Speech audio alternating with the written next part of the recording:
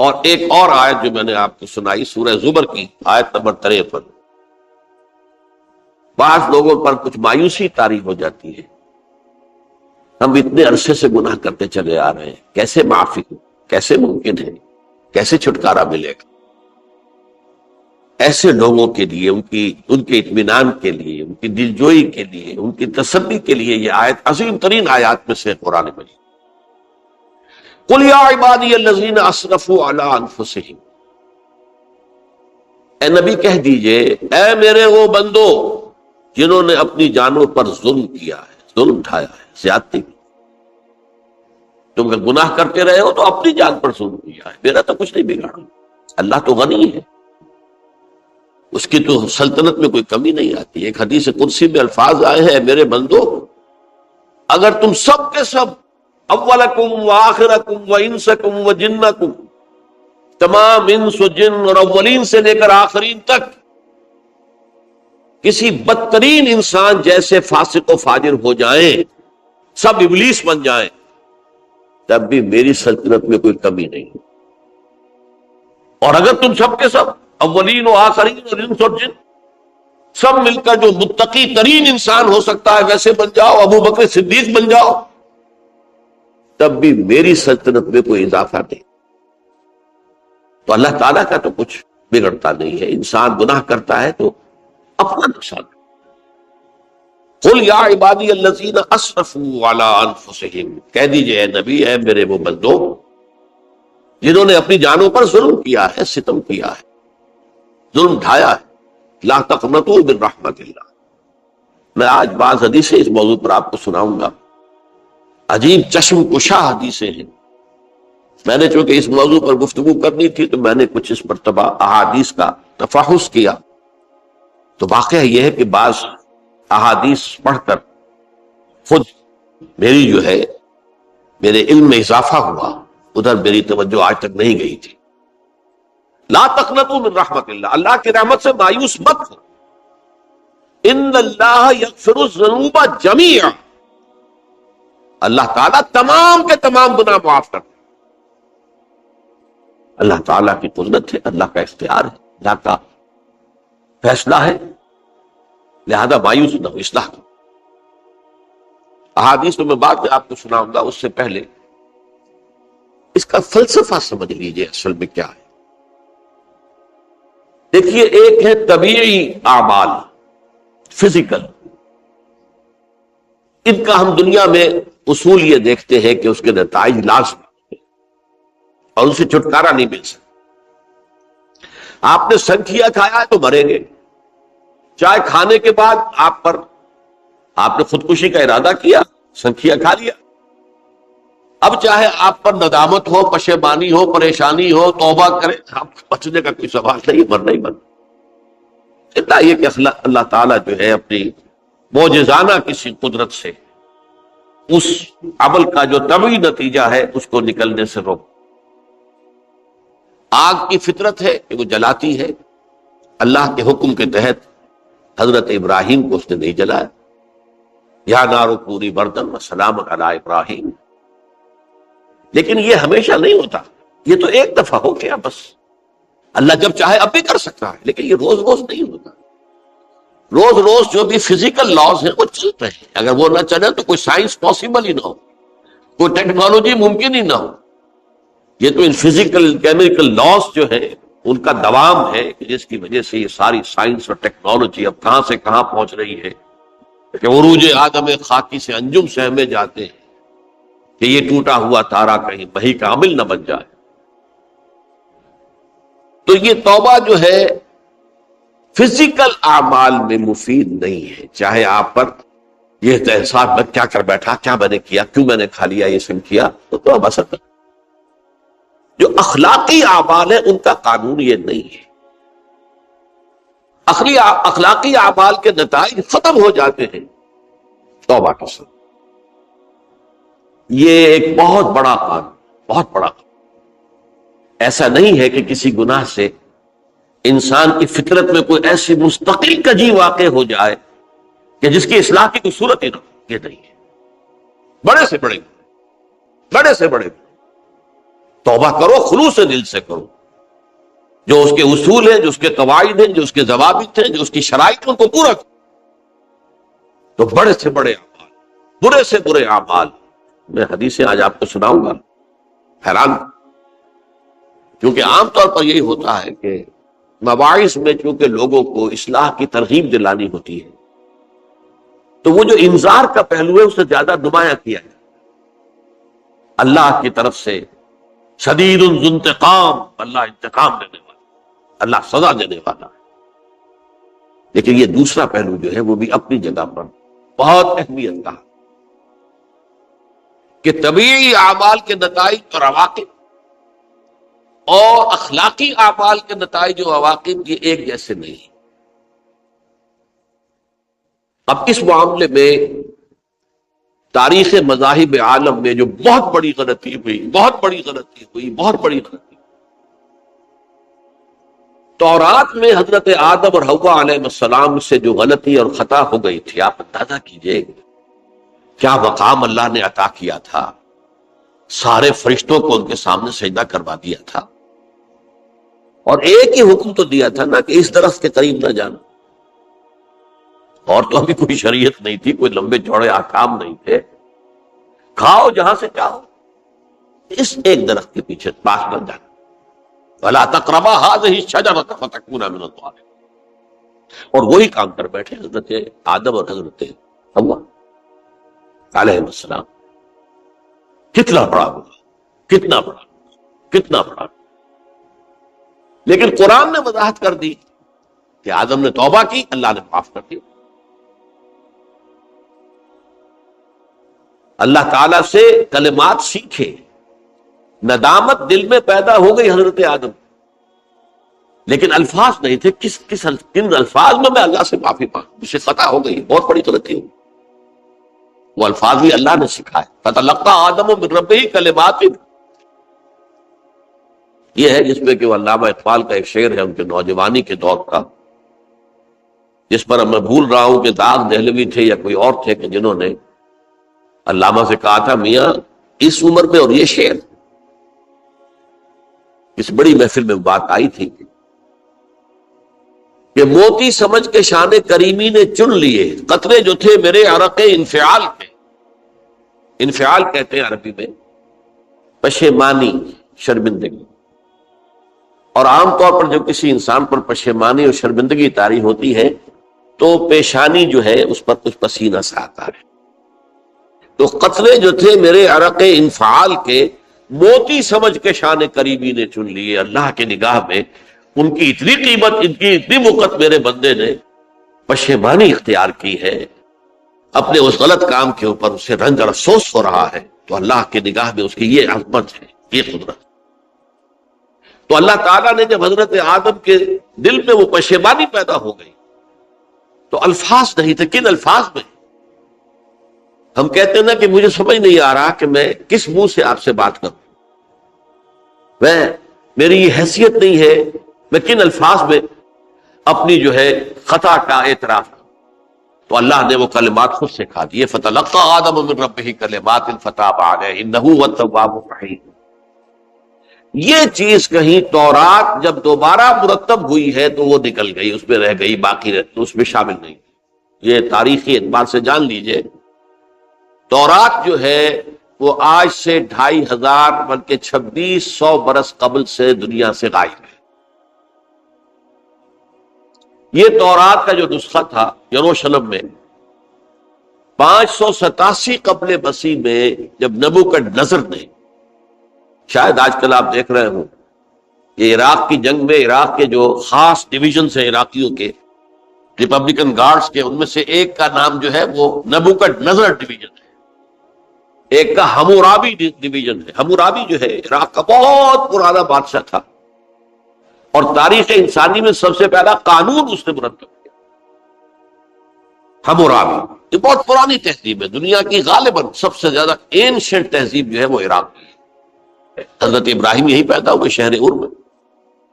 تو نبوکدنضر نے جب تباہ کیا تھا یروشلم کو، 6 لاکھ آدمیوں کو قتل کیا اور 6 لاکھ کو قیدی بنا کر لے گیا بیبیلونیا، بابل کا لفظ بھی آج کل آ رہا ہے۔ کسی زمانے میں وہ عظیم شہر تھا دنیا کا، وہ معمولی سا شہر رہ گیا ہے، نئے شہر بڑھ گئے۔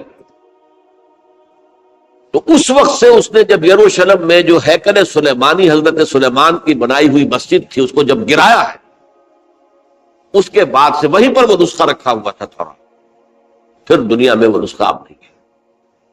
یہودیوں کا کہنا ہے کہ موجود ہے مسجد اقصی کے نیچے، وہ جب اس نے گرایا تھا تو جو نیچے تہخانے تھے وہ نہیں گرے تھے، وہ محفوظ رہے تھے، اوپر ملبہ آ گیا، اور وہیں پر وہ تورات اور وہ تابوت سکینہ جس میں حضرت موسیٰ کا عصا بھی رکھا ہوا ہے اور بہت سے وہ من اور سلوہ کے بھی کچھ نمونے رکھے ہوئے ہیں، وہ تابوت سکینہ اس کا قرآن مجید میں سورہ بقرہ میں ذکر ہے، وہ بھی موجود ہے، اور جو ربائی وہاں اس وقت تھے ان کے علماء، ان کی لاشیں بھی وہاں پڑی ہوئی ہیں، وہ جب ہم کھدائی کریں گے تو دنیا میں سامنے آ جائے۔ لیکن بہرحال اس وقت جو مجھے کہنا تھا وہ یہ کہ چونکہ اصل تورات اس وقت گم ہو گئی، 150 سال کے بعد اسے پھر یادداشتوں سے کچھ مرتب کیا گیا تو اس میں غلطیاں پیدا ہو، اب انسانی یادداشت کا معاملہ آ گیا۔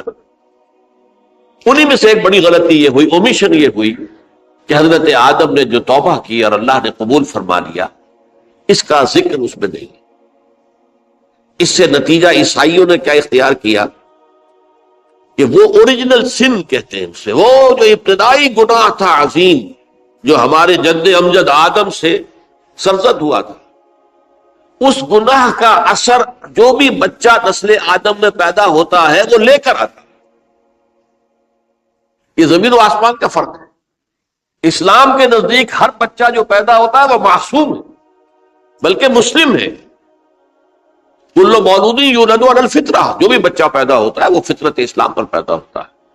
وَأَبَوَاهُ يُهَوِّدَانِهِ أَوْ يُمَجِّسَانِهِ أَوْ يُنَصِّرَانِهِ، یہ تو والدین ہیں اس کے جو اسے مجوسی یا عیسائی یا یہودی بنا لیتے ہیں، ورنہ وہ تو مسلمان ہوتا ہے، فطرت کی کلین سلیٹ لے کر آتا ہے۔ عیسائیت کہتی ہے ہر انسان جو پیدا ہوتا ہے بنیادی طور پر گناہگار ہے، اپنے جد امجد کے گناہ کا بوجھ لے کر آ۔ اب اس کا علاج انہوں نے پھر کیا تجویز کیا، یہ ہے کہ ایک غلطی پر دوسری غلطی اور دوسری پر تیسری غلطی، خشت اول چون حد بیمار کج، تاثریہ بھی ربط دیوار کج۔ اب اللہ نے جب دیکھا اب تو ہر بندہ جو ہے آدم کی اولاد کا بنیادی طور پر پیدائشی طور پر گناہ گار ہے، تو اب کیا کیا جائے؟ تو اللہ نے اپنا اکلوتا بیٹا، صلبی بیٹا مسیح یسوع اسے زمین پر بھیجا۔ یہ الفاظ میرے ہیں کہ اسے قربانی کا بکرا بنا کر اور ان سب کی طرف سے قبول کر لیا، گناہ گاروں کی طرف سے، کہ ان کے گناہ کا کفارہ ہو جائے گا جو عیسیٰ کو مانتے ہیں۔ یہ عقیدہ ہے عیسائیت۔ جڑ کیا ہے کہ گناہ ہو گیا تو گناہ کا اثر تو رہے گا۔ قرآن یہ کہتا نہیں، اللہ دھو دیتا ہے، تمہاری سیرت و کردار کے اوپر بھی جو داغ ہیں دھل جائیں گے، اور تمہارے نامہ اعمال میں جو دھبے ہیں وہ بھی دھل جائیں گے۔ توبہ کرو، توبوا الی اللہ توبۃ نصوحا، کرو وہ توبہ کے جو بالکل خلوص دل کے ساتھ ہو۔ اب میں ذرا آپ کو کچھ احادیث سنانا چاہتا ہوں، ایک طرح کا یہ تبشیر کا پہلو ہے آج ہماری گفتگو میں کہ جو نمایاں ہوگا۔ یہ بعض احادیث تو چھوٹی چھوٹی ہے اور یہ بہت مرتبہ میری گفتگو میں آ چکی ہے، صرف اس وقت حوالہ دے کر گزر جاؤں گا۔ یہ ترمذی اور ابن ماجہ میں حضرت انس ابن مالک رضی اللہ تعالی عنہ سے روایت ہے، حضور نے فرمایا کل بنی آدم خطاؤون وخیر الخطائین التوابون، تمام بنی آدم خطا کار ہیں، خطا کار بھی نہیں، بہت خطا کار، بہت خطا کار، لیکن ان خطا کاروں میں بہتر لوگ وہ ہیں کہ جو خوب توبہ کرتے ہیں، غلطی ہو گئی توبہ کر۔ اور ایک اور حدیث میں آپ کو بتاؤں گا کہ یہ نہیں ہے کہ پھر کبھی وہ غلطی نہ ہو، اس وقت آپ یہ لگا لیں اپنے اوپر یہ کام میں نے نہیں کرنا، اور ایک دفعہ وہ کام چھوڑ دیں تو توبہ ہو گئی۔ پھر اگر کچھ عرصے کے بعد پھر کہیں آپ جذبات کی رو میں بہہ گئے، پھر کہیں کوئی برے اثرات جو ہے وہ پڑے، پھر غلطی، کوئی بات نہیں، پھر ہو گیا، پھر توبہ کرو۔ تواب اسی لیے کہا بار بار بار بار بار بار توبہ کر۔ تو کل بنی آدم خطاؤون وخیر الخطائین التواب،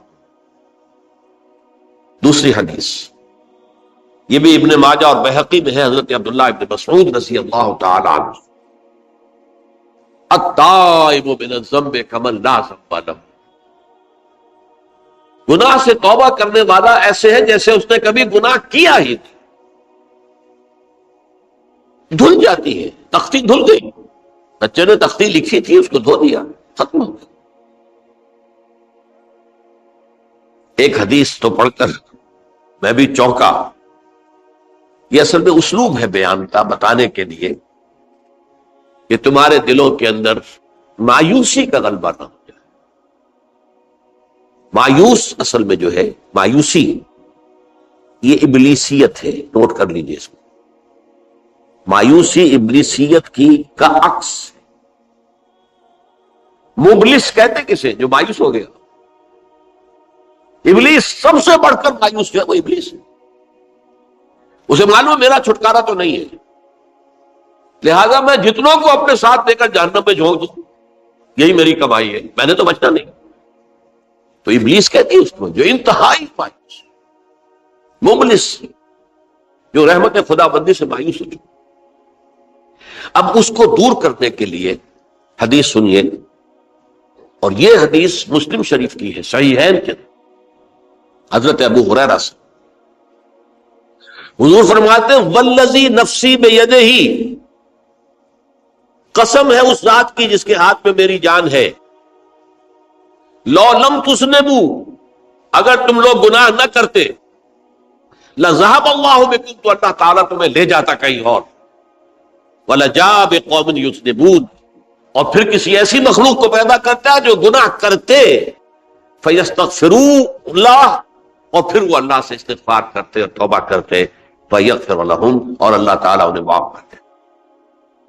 تو میں نے عرض کیا کہ یہ بعض چیزیں ہوتی ہے کہ جن کا واقع سے کوئی تعلق نہیں ہوتا، لیکن ایک زور بیان کے لیے، ایک بات کو ایمفیسائز کرنے کے لیے، جیسے قرآن مجید میں آتا ہے، اے نبی کہہ دو ان کان للرحمن ولد فانا اول العابدین، اگر اللہ کا کوئی بیٹا ہو تو میں سب سے پہلے میں اس کو پوجوں گا۔ جب میں اللہ کو پوجتا ہوں تو اللہ کا اگر کوئی بیٹا ہوتا تو کیا میں اسے نہ پوچھتا؟ لیکن نہیں ہے۔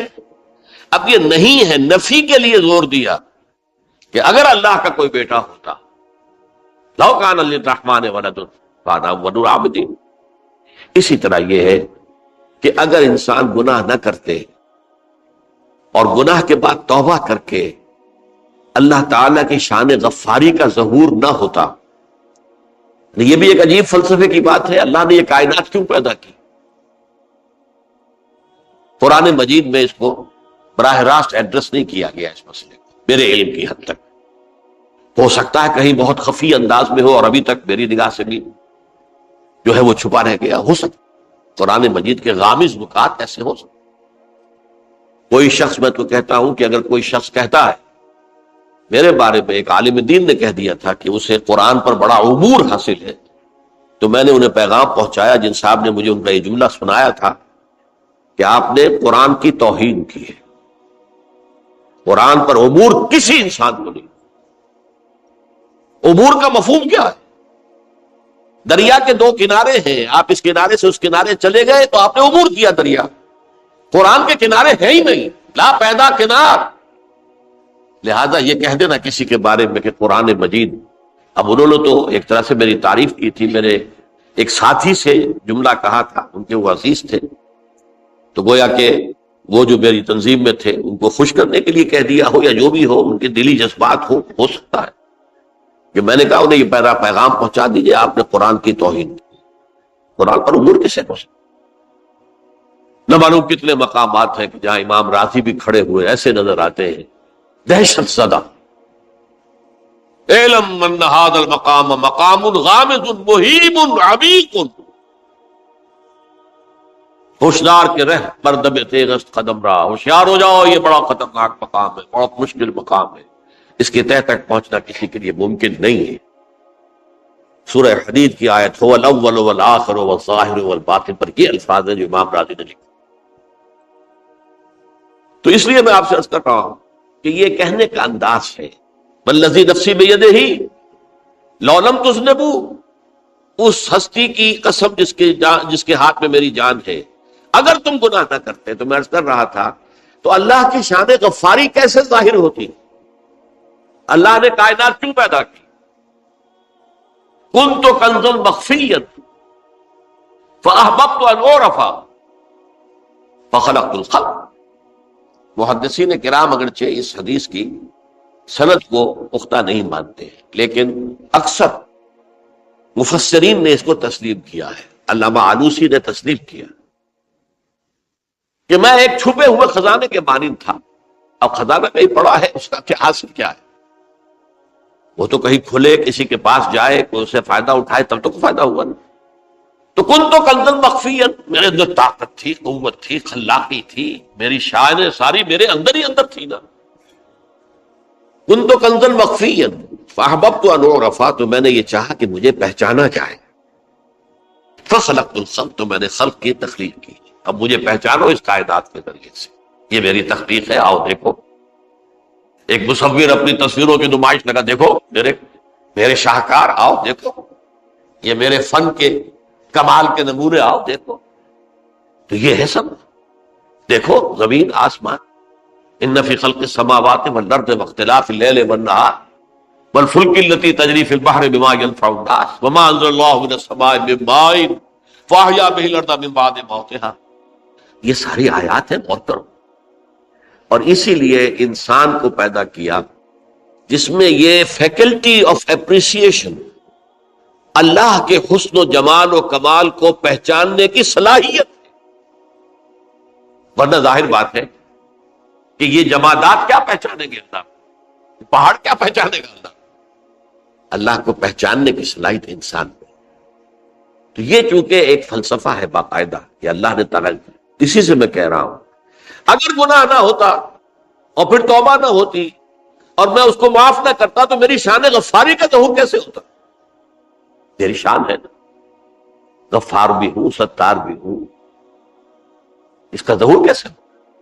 تو والذی نفسی بیدہ لو لم تذنبوا لذهب اللہ بکم ولجاء بقوم یذنبون فیستغفر اللہ فیغفر لهم۔ اگر تم لوگ گناہ نہ کرتے تو اللہ تمہیں ختم کر کے کوئی اور ایسی مخلوق پیدا کرتا کہ جو گناہ کرے اور پھر وہ توبہ کرے اور اللہ اسے معاف۔ اسی سے ملتی جلتی ایک حدیث ہے، یہ امام احمد اور امام بہقی لائے ہیں، اور اس کے راوی حضرت علی ہے رضی اللہ تعالی عنہ۔ ان اللہ یحب العبد المؤمن المفتن التواب، اللہ تعالیٰ کو بہت محبت ہے، یحب۔ اب دیکھیے ایک طرف وہ آیات ذہن میں لائیے، اللہ تعالیٰ کن سے محبت کرتا ہے؟ واللہ یحب المحسنین، یا وہ لوگ ان اللہ یحب الذین یقاتلون فی سبیلہ صفا کانہم بنیان مرصوص، اللہ محبت کرتا ہے اپنے ان بندوں سے جو اس کی راہ میں جنگ کرتے ہیں صفے باندھ کر، گویا سیسا پلائی ہوئی دیوار ہے۔ یہ ہے مثبت کام، نیک کام، محسنین، اللہ کی راہ میں قتال کرنے والے۔ یہاں اس کے برعکس کہا جا رہا ہے ان اللہ یحب، اللہ تعالیٰ محبت کرتا ہے اپنے اس بندے سے، العبد المومن، جو مومن ہو۔ اس کی ایک اور بڑی پیاری حدیث آئے گی، المفتن التواب، جو بہت فتنوں میں مبتلا ہو جاتا ہو اور پھر بہت توبہ کرتا ہو، مفتن التواب، لیکن ساتھ ہی پلٹتا ہو، رجوع کرتا ہو، پھر اللہ کے حضور میں حاضر ہوتا ہو، پھر معافی مانگتا ہو۔ اللہ تعالیٰ کو اپنا ایسا بندہ بہت پسند ہے۔ اب میں کچھ اور حدیثیں آپ کو سنا رہا ہوں۔ توبہ کا دروازہ دو اعتبارات سے کہا گیا ہے کہ ایک وقت آنے پر بند ہو جائے۔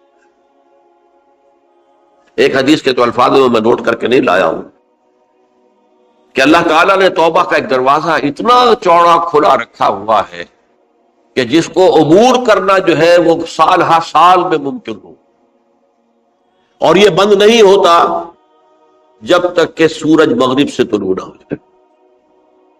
یہ قیامت کی جو آخری، قریب قیامت کی جو آخری نشانیاں ہیں ان میں سے وہی حدیث میں آپ کو سنا رہا ہوں، عن ابی ہریرہ رضی اللہ تعالی عنہ، اور یہ مسلم شریف کی روایت ہے۔ من تاب قبل ان تطلع الشمس من مغربها تاب اللہ علیہ، سورج کے مغرب سے طلوع ہونے سے قبل تک جو لوگ توبہ کریں گے اللہ تعالیٰ ان کی توبہ قبول کر لے گا۔ البتہ جب وہ قیامت کی وہ نشانی ظاہر ہو جائے کہ سورج مغرب سے طلوع ہو رہا ہے، اب دروازہ توبہ کا بند ہے۔ اب اس کے بعد اگر توبہ کوئی کرتا ہے تو اللہ تعالیٰ اس کی توبہ کو قبول نہیں کرے۔ یہ تو اجتماعی سطح پر ہوئی۔ انفرادی سطح پر ان عبداللہ ابن عمر رضی اللہ تعالی عنہما عن النبی صلی اللہ علیہ وسلم قال ان اللہ عز وجل یقبل توبۃ العبد ما لم یغرغر۔ یہ ترمذی میں ہے حضرت عبداللہ ابن عمر رضی اللہ تعالی عنہما سے کہ اللہ تعالیٰ اپنے بندے کی توبہ قبول کرتا ہے جب تک کہ وہ جسے ہم کہتے ہیں گھنگرو نہ بولنے لگے حلق کے اندر، جبکہ نزع عالم نزع ہو اور جان جو ہے وہ آتا پھر یہاں اٹکتی ہے، تو اس وقت تک دروازہ کھلا ہے توبہ کا۔ لیکن جب یہ شکل ہو گئی تو دروازہ بند۔ یہ انفرادی سطح پر ہو گیا، جب آپ کے موت کے آثار اتنے واضح ہو گئے کہ اب جا رہے ہیں، اب توبہ کریں گے تو توبہ قبول نہیں ہو۔ اجتماعی سطح پر جب قیامت جو ہے اس کی وہ گھڑی آ گئی کہ سورج مغرب سے طلوع ہو گیا، اب توبہ کا دروازہ بند۔ ایک اور حدیث ہے جو میں نے بہت مرتبہ اس کا ترجمہ تو آپ کو بہت دفعہ سنایا ہے، آج میں چاہتا ہوں اس کو پورے متن کے ساتھ آپ کے سامنے رکھوں۔ یہ حضرت انس بن مالک رضی اللہ تعالیٰ عنہ سے مروی روایت ہے، جو حضور کے خادم خاص تھے، اور یہ متفق علیہ بھی ہے، یعنی بخاری میں بھی ہے، مسلم میں بھی ہے، لیکن تھوڑا سا فرق ہے الفاظ کا۔ تو جو مسلم شریف کی روایت ہے اس کے الفاظ کیا ہیں؟ لَلَّهُ أَشَدُّ فَرَحًا بِتَوْبَةِ عَبْدِهِ حِينَ يَتُوبُ إِلَيْهِ۔ جان لو اللہ تعالیٰ کو زیادہ خوشی ہوتی ہے اپنے کسی گناہ گار بندے کی توبہ سے جبکہ وہ توبہ کرتا ہے۔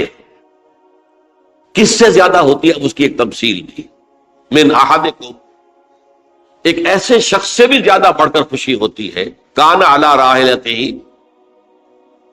بارض الفلات، کہ جو بہت ہی دور دراز کے اور سنسان علاقے میں سفر کر رہا تھا،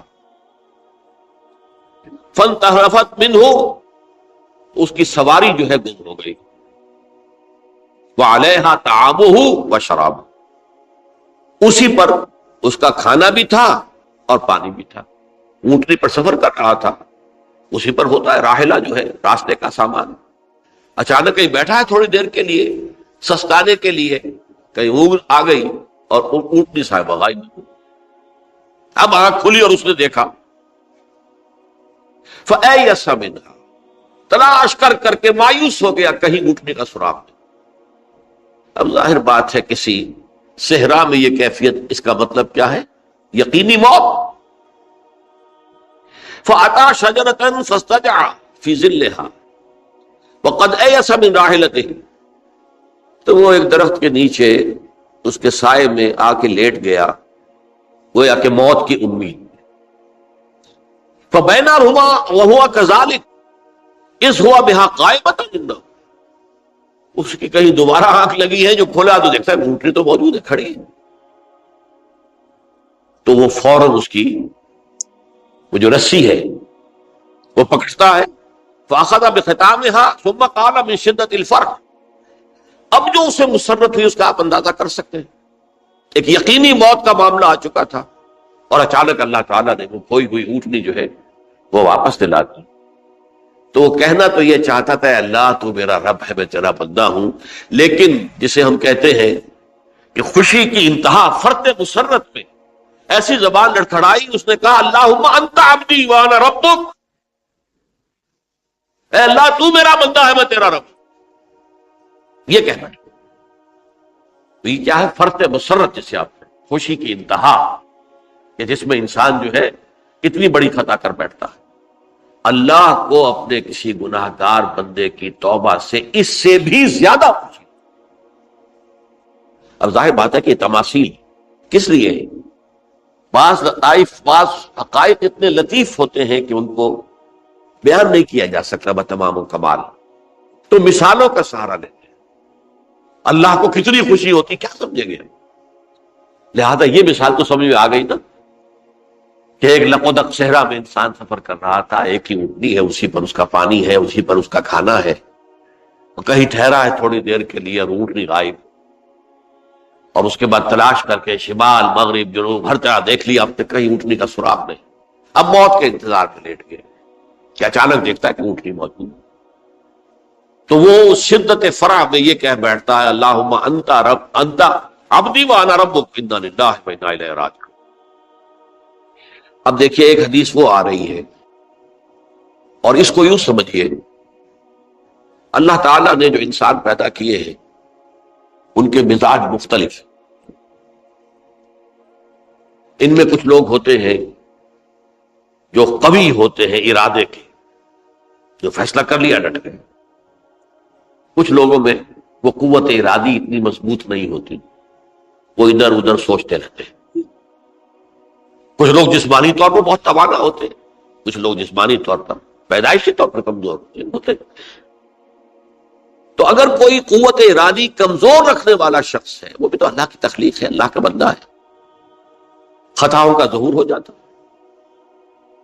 توبہ کرتا ہے، پھر کچھ عرصے کے بعد پھر خطا کا ظہور ہو جاتا، پھر توبہ کرتا، تو ہم تو یہ سمجھیں گے کہ ایک حد کے بعد پھر اس کی توبہ قبول نہیں ہوتی چاہیے، لیکن حدیث سنیے، وعن ابی ہریرہ رضی اللہ تعالی عنہ قال قال رسول اللہ صلی اللہ علیہ وسلم ان عبدا اذنب ذنبا، یقیناً ایک بندہ جو ہے وہ ایک گناہ کرتا ہے، فقال، پھر وہ کہتا ہے رب، اے میرے پروردگار، اذنبت فاغفر لی، مجھ سے گناہ ہو گیا ہے، مجھے معاف کر دیجیے۔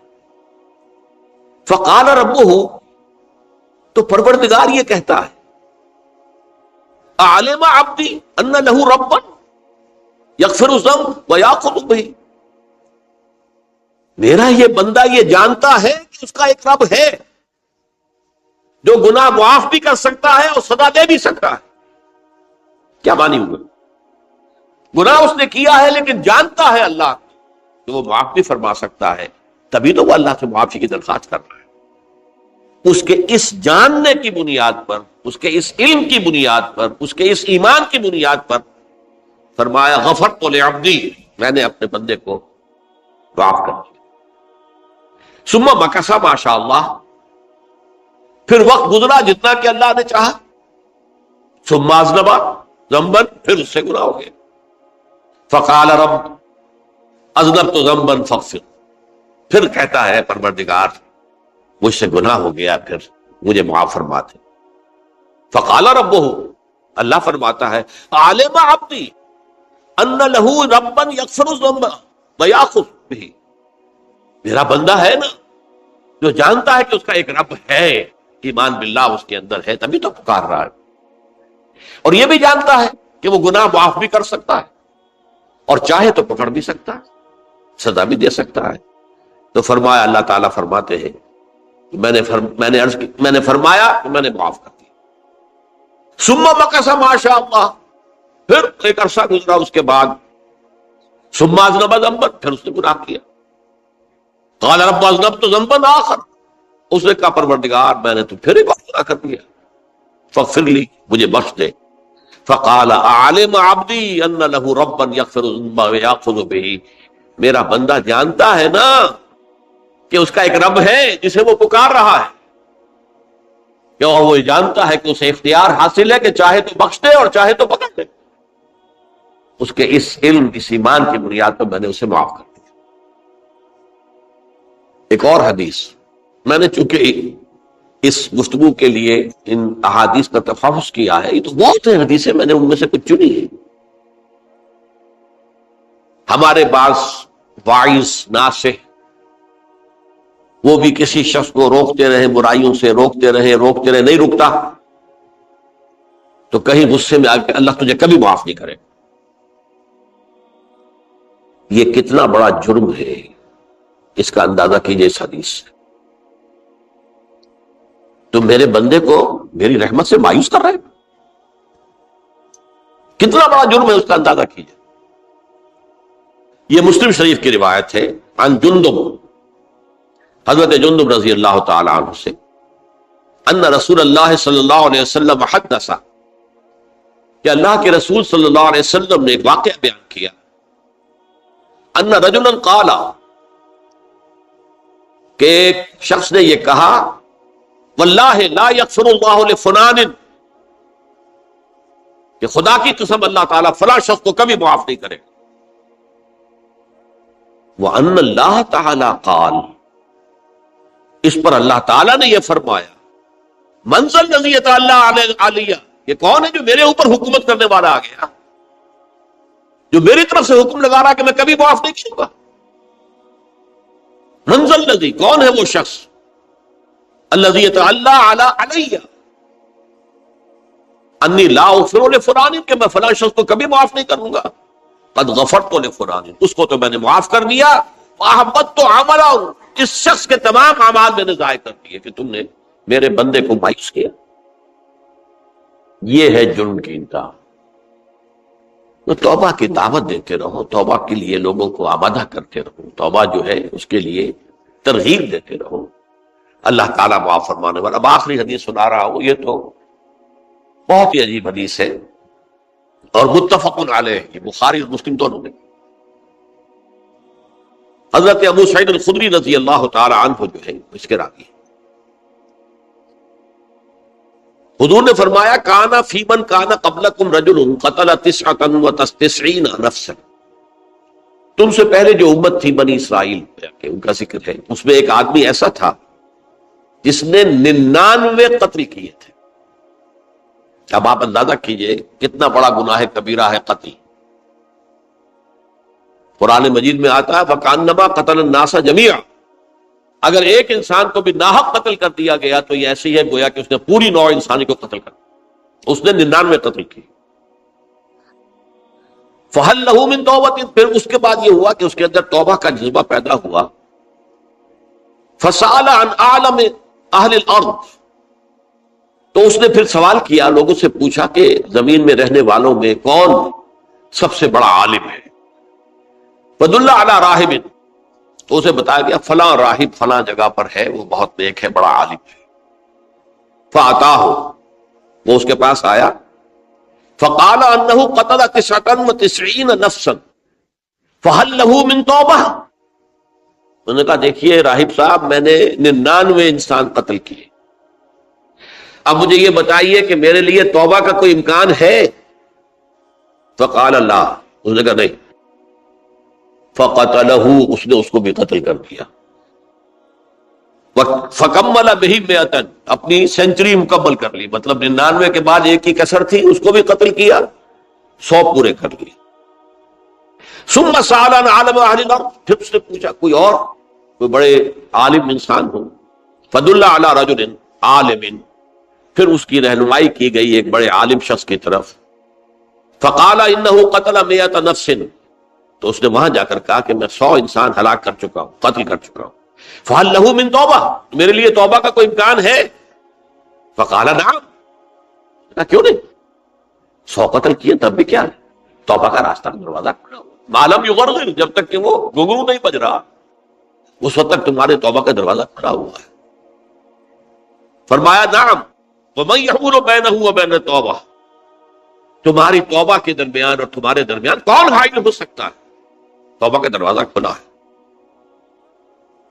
لیکن ساتھ ہی کہا انطلق الی ارض کذا و کذا، اب تم ایسے کرو جہاں تم رہتے ہو وہاں نہ جاؤ واپس، وہاں کا ماحول اچھا نہیں ہے، معاشرہ اچھا نہیں ہے، وہ ہو سکتا ہے کہ تم توبہ پر قائم نہ رہ سکو، تم فلاں جگہ چلے جاؤ، وہاں اچھے لوگ آباد ہیں، ان میں جا کر رہو۔ فإن بها أناسا يعبدون اللہ تعالی، وہاں ایسے لوگ آباد ہیں جو اللہ کی بندگی کرتے ہیں۔ فاعبد اللہ معہم، تو تم ان کے ساتھ مل کر اللہ کی بندگی اور پرستش کرو۔ ولا ترجع الی ارضک، اپنی زمین کی طرف اپنے وطن میں واپس مت جاؤ۔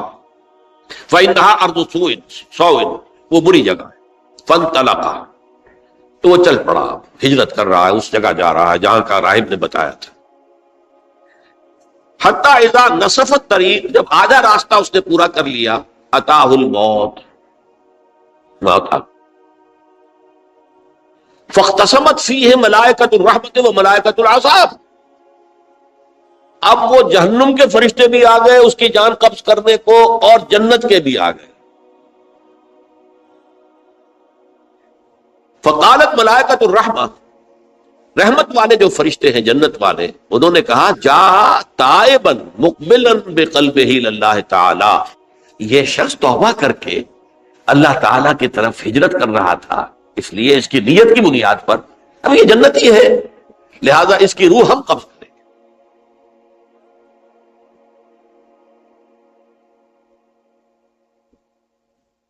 وقالت الملائکۃ العذاب، اور وہ جو عذاب والے فرشتے ہیں وہ کہیں گے انہ لم یعمل خیرا قط، تو نے توبہ کے بعد کوئی نیک عمل تو کیا ہی نہیں، تو کس بنیاد پر اس کو تم جنت پہ لے جاؤ گے؟ اس کو تو دوزخ میں جانا چاہیے. فاتاہ ملک فی صورت آدمی، تو ان کے پاس اللہ نے ایک اور فرشتے کو بھیج دیا آدمی انسانی شکل کے اندر. فجعلوا بینہم، تو ان فرشتوں نے کہا بھائی ہمارا فیصلہ کرا دو، اس کی روح ہم لینا چاہتے ہیں یا ہم لینا چاہتے ہیں. انہیں حکم بنا دیا. فقال قیسوا ما بین الارضین فإلی ایتہما کان اقرب، کہ تم فاصلہ ناپ لو جہاں سے وہ چلا ہے اور جہاں جا رہا تھا، اور یہاں اس کی موت ہو رہی ہے، تو کون سا فاصلہ زیادہ ہے. جب ناپا گیا، بلکہ ایک حدیث میں آتا ہے کہ اس پر اللہ نے زمین کو جو ہے حکم دے دیا، ایک طرف والی زمین تو سکڑ جا، دوسری والی جو ہے تو پھیل جا، تاکہ وہ جو جدھر جو جا رہا تھا وہ زیادہ قریب ہو جائے بنسبت اس کے کہ جہاں سے چلا تھا.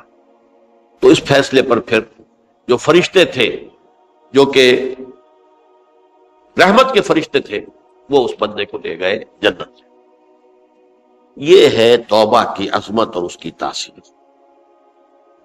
اب آئیے اجتماعی توبہ کا طریقہ کار جو میں نے بہرحال بیان کیا ہے. پہلے افراد توبہ کریں اور صحیح توبہ کریں. صحیح توبہ کیا ہے؟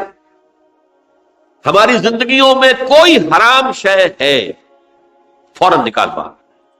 ہماری معاشرت میں اور اس معاشرے میں رہتے ہوئے جو قانون ہے جس کے ہم پابند ہیں، ہم کسی زانی کو رجم نہیں کر سکتے، ناممکن ہے.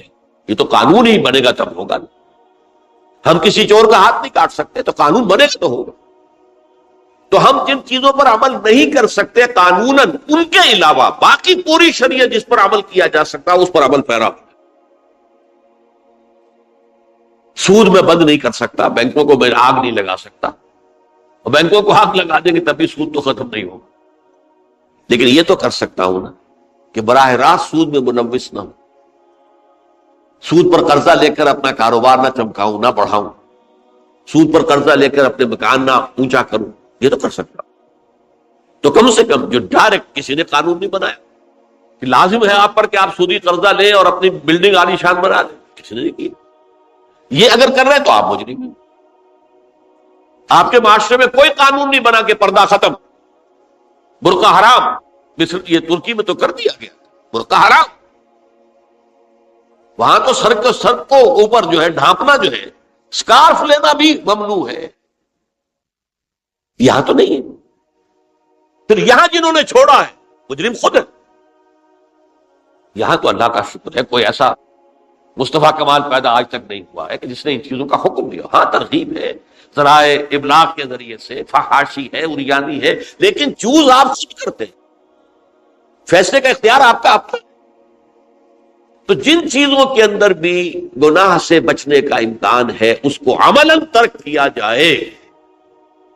اور نمبر 2، عزم مصمم کر لیا جائے کہ اللہ اب بقیہ زندگی جتنی بھی ہے اس میں اپنی توانائیاں، اپنی قوتیں، اپنی صلاحیتیں صرف کروں گا تیرے دین کی تبلیغ اور تیرے دین کے قائم کرنے کی جدوجہد. عزم مصمم.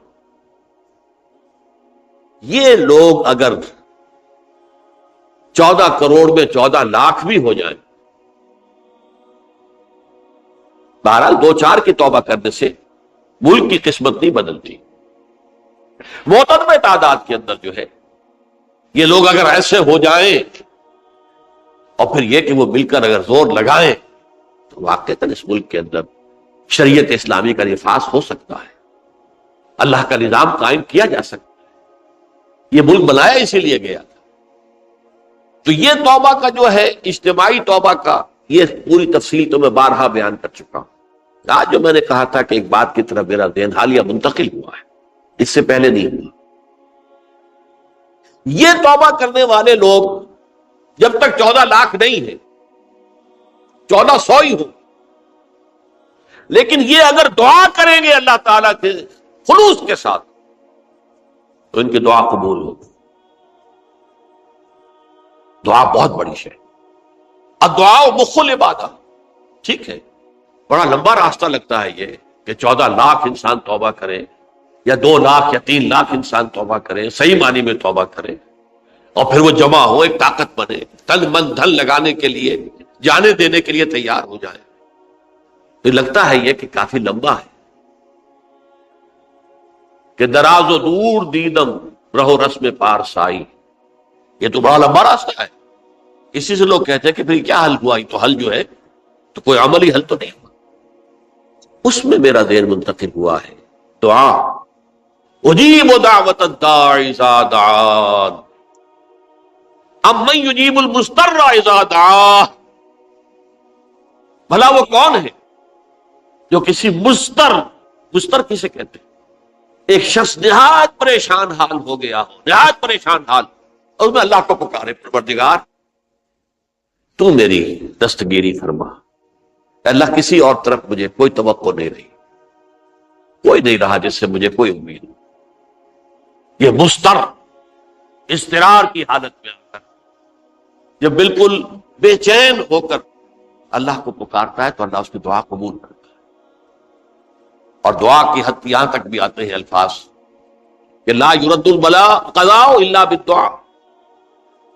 تقدیر الہی کو بھی اس لیے 2 حصوں میں تقسیم کیا گیا. تقدیر مبرم، ایک تو اللہ کا وہ فیصلہ ہے جو ٹل نہیں سکتا کسی صورت میں. ایک تقدیر معلق ہوتی ہے تو صحیح اللہ کا فیصلہ، لیکن اس میں تبدیلی ہو سکتی ہے. یہ جو تقدیر معلق ہوتی ہے اس میں دعا انتہائی مؤثر شے ہے. لا يرد البلاء الا لا يرد القضاء الا بالدعاء. قضا جو ہے وہ نہیں بدل سکتی سوائے دعا. اس دعا کی تو کم سے کم ہم منادی کریں، لیکن پہلے شرط وہی ہے، ورنہ وہ دعا نہیں ہے، ورنہ وہ توبہ نہیں ہے. توبہ صحیح ہو، حرام سے اپنے وجود کو، اپنے گھر کو پاک کریں، اس کے بغیر کچھ نہیں. اس کے بغیر تو جیسے کہ کہا گیا سورہ مائدہ میں قل یا اہل الکتاب لستم علی شیء حتی تقیموا التوراۃ والانجیل. اے نبی ان سے کہہ دیجئے، اے اہل کتاب تمہاری کوئی حیثیت اللہ کی نگاہوں میں نہیں ہے، تمہاری کوئی دعا اللہ کے ہاں قابل پذیرائی نہیں ہے جب تک کہ تم تورات اور انجیل کو قائم نہیں. لہذا دعائیں تو نہ بنو. 30 لاکھ آدمی جو ہے حج کے موقع پر کیسی کیسی دعائیں مانگتے ہیں. کہاں جا رہی ہیں دعائیں؟ کہاں ہے ان کی قبولیت کے آثار؟ توبہ صحیح ہو. اور توبہ کے بارے میں آج میں نے امکانی حد تک آپ کے سامنے آج ترغیب و تشویق کا پہلو رکھا ہے. مایوسی اس کو کہا بھی جاتا ہے، مایوسی کفر ہے. اور میں نے آپ سے کہا آج لا تقنطوا من رحمت اللہ ان اللہ یغفر الذنوب جميعا. 99 قتل کیے ہوں، 100 قتل کیے ہوں، تب بھی توبہ کرو گے تو اللہ توبہ قبول فرمائے. اور کس شان کے ساتھ قبول فرمائے گا اس حدیث کے اندر آیا، متفق علیہ حدیث صحیح بخاری اور صحیح مسلم کے اندر ہے. تو اگر ہم اس توبہ کی منادی کریں نمبر 1، اور جو لوگ توبہ کریں صحیح معنی میں، ایک طرف تو وہ جد و جہد شروع کر دیں اللہ کے دین کے قائم کرنے کی جد و جہد، اس میں پیچھے نہ رہے، لیکن اس اسنا میں جو دعائیں وہ کریں گے، اللہ تو نے یہ ملک ہمیں عطا کیا تھا، ہم نے اپنے زور بازو سے اسے نہیں حاصل، یہ سلطنت خدا داد پاکستان، اور اے اللہ ہے خاص ہے خاصان رسول وقت دعا ہے، امت میں تیری آنکھ یا جب وقت پڑا ہے. میں اپنے احساسات جو ہیں آپ کے سامنے الفاظ میں بیان نہیں کر سکتا. یہ جب یروشلم کی تباہی ہوئی تھی جس کا میں نے ذکر کیا ہے، 6 لاکھ انسان قتل ہوئے تھے، اور 6 لاکھ کو نبوکدنضر جو تھا وہ ہانک کر بھیڑوں بکریوں کی طرح بیبیلونیا لے گیا تھا. اس سے پہلے کتنے ہی نبی اہل کتاب کے وہ کہتے رہے تھے کہ ہوش کرو، توبہ کر لو، بلکہ ایک جگہ کے الفاظ یہ ہے درخت کی جڑ پر کلہاڑا رکھا جا چکا ہے، اب بھی ہوش میں آ جاؤ، ہوش میں نہیں کر۔ دنیا پرستی، جو بھی ان کے نفس پرستی جو بھی ان کے اوپر مسلط ہو چکی تھی، اس نے انہیں توبہ نہیں کر، تباہی و بربادی ہو گئی۔ آج ہماری نگاہوں کے سامنے عراق کے ساتھ کیا ہو، بغیر اس کے کہ کوئی جرم ہو، بغیر اس کے ہم تو بڑے بڑے جرم کر چکے ہیں ان کی نگاہ میں۔ نان پرولیفریشن ٹریٹی جو ہے اس کے خلاف ہمارا عمل جا رہا ہے پوری دنیا کے اندر، ان کا کہ ہم اس کو ایٹمی صلاحیت کو نہیں پھیلنے دیں گے۔ وہ ایک خاص وقت میں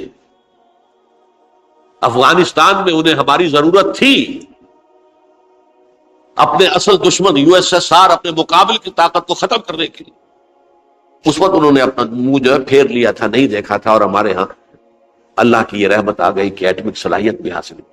اور پوری دنیا میں شاہ عبداللہ نے کہا تھا، پرنس عبداللہ نے، کہ یہ آپ کا نہیں ہے، یہ جو نواز شریف صاحب سے جب اس کا ہم نے دھماکہ کیا، یہ بم آپ کا نہیں ہے، یہ پوری امت مسلمہ کا بم ہے۔ کیسے یہ برداشت کر سکتے ہیں یہودی اور یہودیوں کے اعلی کار عیسائی، خاص طور پر Protestants, west white Anglo Saxon Protestants? تو سمجھ لیجئے کہ پاکستان کی جڑوں پر بھی تیشہ رکھا جا چکا۔ یہ میرے احساسات کی اس سے کم میں تعبیر ہو نہیں سکتی، لیکن اب بھی امکان ہے، اب بھی امکان، اب بھی امکان۔ توبہ کرو، توبہ کراؤ، مل جل کر طاقت بنو، کوشش کرو کہ یہاں اسلام کا نظام آ جائے، اور اس اسنا میں بھی دعا کرو اللہ تعالیٰ سے کہ اللہ ہمیں مہلت عطا فرما دے، ہمیں کچھ اور مہلت عطا فرما دے، اے اللہ ہمیں کچھ اور مہلت عطا فرما دے۔ بارک اللہ لی ولکم فی القرآن العظیم ونفعنی وإیاکم بالآیات والذکر الحکیم۔